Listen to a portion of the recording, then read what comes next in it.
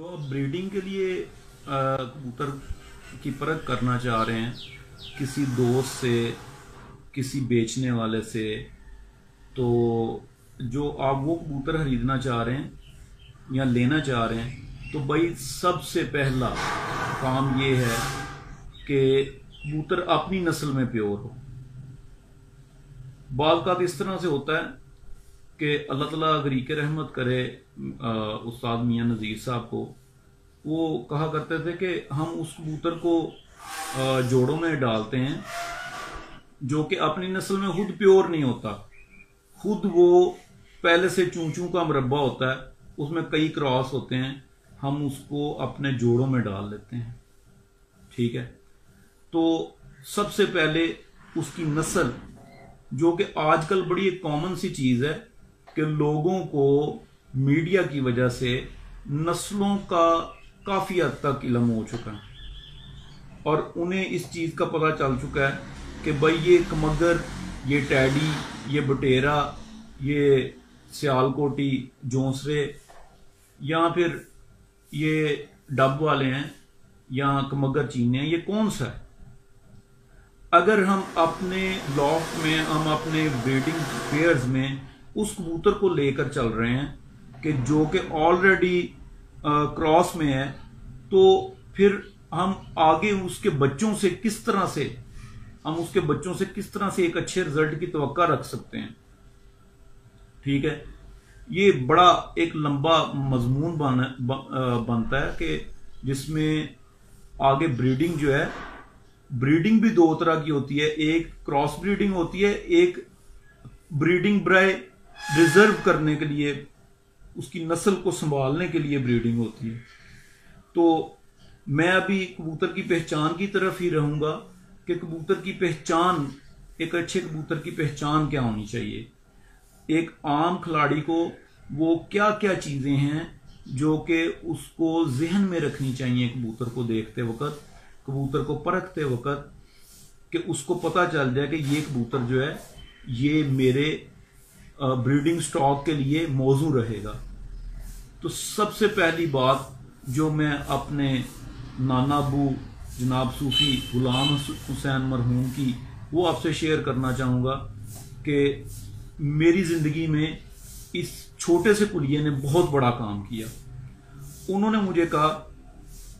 मैंने उनसे पूछा कि नाना अबू अच्छा कबूतर कौन सा होता है,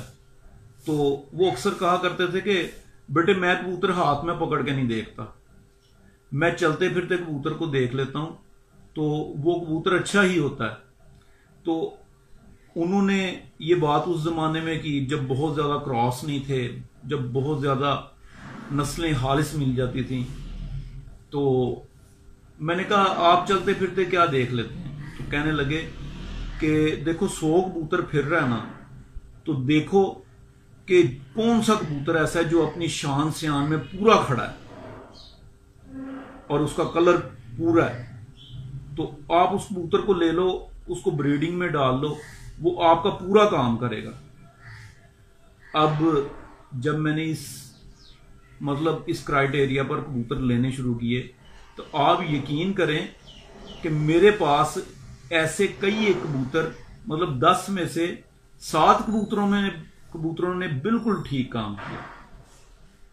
अब आप अगर थोड़ा सा गौर करें तो आपको ये पता चलेगा कि भाई जो कबूतर सारे कबूतरों में ठीक खड़ा होता है, इट्स मीन कि उसकी एनर्जीज अभी पूरी हैं, वो अंदर से पावरफुल है, वो अपनी नस्ल को चला सकता है। आपने वो एनिमल प्लैनेट पे या डिस्कवरी पे देखा होगा कि एक हर्ड है, हिरन रहते हैं वहां पर, बारहसिंगे रहते हैं या कुछ भी, या शेर रहता है, वो एक पूरा झुंड है शेरों का। तो एक शेरनी बच्चों को जन्म देती है, लेकिन हर बच्चा नस्ल बढ़ाने के लिए चूज नहीं होता। कुदरत ने एक असूल बता दिया है कि जब वो बालग होते हैं तो वो आपस में लड़ते हैं, लड़के जब उनका सबसे ज्यादा जो उनमें डोमिनेंट मेल होता है वो जोड़ा बनाता है, जो सबको दौड़ा देता है, जो ताकतवर मेल होता है وہ جوڑا بناتا ہے۔ تو آپ یہ دیکھیں کہ عرصہ دراز گزر چکا ہے، کوئی شیروں کے جوڑے نہیں لگاتا، کوئی موروں کے جوڑے نہیں لگاتا، کوئی جنگلی کبوتروں کے جوڑے نہیں لگاتا، لیکن یہ بھائی ان بریڈ نہیں ہوئے۔ ان کی آج بھی آنکھ وہی ہے، ان کے پنجے وہی ہیں، ان کا کلر وہی ہے۔ تو ہم یہ کرتے ہیں کہ ہمیں اگر استاد کی طرف سے ایک دانہ توڑ پٹھی کا تحفہ مل گیا ہے یا پٹھا مل گیا ہے تو ہم اس کو صاف کروا کے اس کا کلر بظاہر بڑا اچھا ہو جاتا ہے، ہم اس کو اپنے جوڑوں میں ڈال لیتے ہیں۔ بعد میں استاد جی کو کہتے ہیں استاد جی اس کے تو بچے کام نہیں کرتے۔ بھائی کس طرح کام کریں اس کے بچے جبکہ وہ بیچارہ اپنی انرجیز میں ہی پورا نہیں ہے۔ میں آپ کو دوبارہ سے ایک چیز یہ بتاؤں کہ ایک اچھا جو کبوتر ہوتا ہے وہ اپنے آپ میں ایک گھوڑے کی مانند، ایک ریسر گھوڑے کی مانند اپنے جسم میں تنا ہوتا ہے، اس میں ایک ہوش مند کبوتر ہوتا ہے۔ ایک وہ بھی آپ کبوتر دیکھتے ہیں کہ آپ کبوتر پکڑ رہے ہیں لیکن اس کو پتہ ہی نہیں ہے کہ